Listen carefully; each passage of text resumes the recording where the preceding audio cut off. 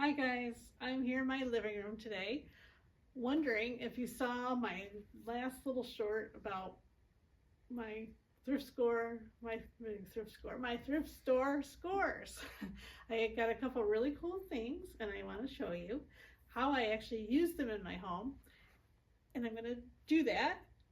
And while I do that, I'm also going to give you some design tips along the way and kind of tell you why I did what I did, where I did it. Does that make sense?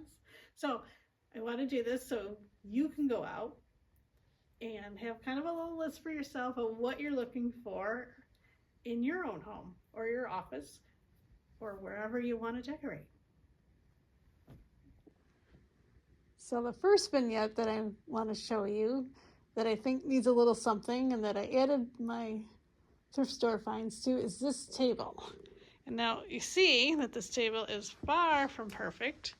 It needs some TLC, which will be a good project as the weather warms up. But I wanted to tell you guys that it's okay to start with something that's not perfect and just add to it anyway. So you see how everything looks just kind of lost on this table. It's a nice, kind of a big table, but the items on here are kind of itsy bitsy. So do you remember that gold vase that I found? So this gold vase I found at the Goodwill, and I only paid $20 for it. And see, I love the detail on it. It's gold without being super shiny. It's kind of got a little bit of a black rub on it. And it had the original price tag still on it of $98. So I think that was a score. So I love this vase for a couple other reasons as well. You guys can tell it's not a project piece, which, you know, I do love a good project, but I don't want everything to be a project piece. So another thing I loved about it is the scale. You see how nice and big it is compared to those other little things I had sitting here on the table. This is exactly what this table needed, was a nice statement piece. When I brought this home, my initial thought was to use it as a floor vase. But again, like I said, I thought this table needed a nice big statement piece. So I want you guys to not be afraid of using large scale items on things you wouldn't typically think to use a large scale item on. I think one of the reasons you guys aren't happy with some of your vignettes that you put together is you're using too many items that are the same scale. Another thing is you're not varying your textures. So like I found this piece, it's a tray obviously, and it's wood and metal. And I love that it was black metal. And a final thing I like to keep in mind when deciding how to put my vignettes together is the ratio of my modern and vintage items.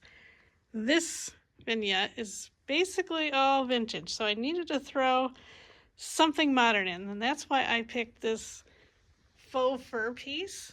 I'm going to be using it as a runner, but it adds not only a modern element, it also adds a really nice texture that's not already in the vignette. It kind of softens it up.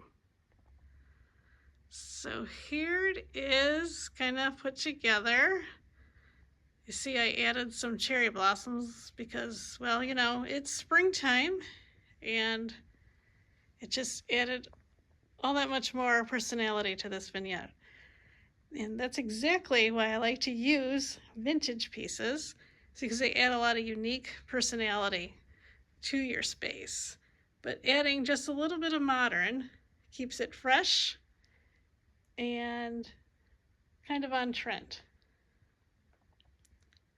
And being able to change out the florals, add some greenery, whatever, it keeps it seasonally. I like adding a little bit of seasonal greenery or flowers to the vignette because it obviously just keeps it looking fresh as well for the season.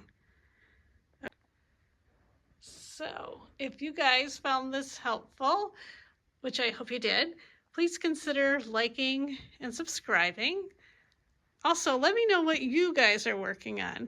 Are you having trouble blending some modern and vintage together to make a aesthetically pleasing vignette?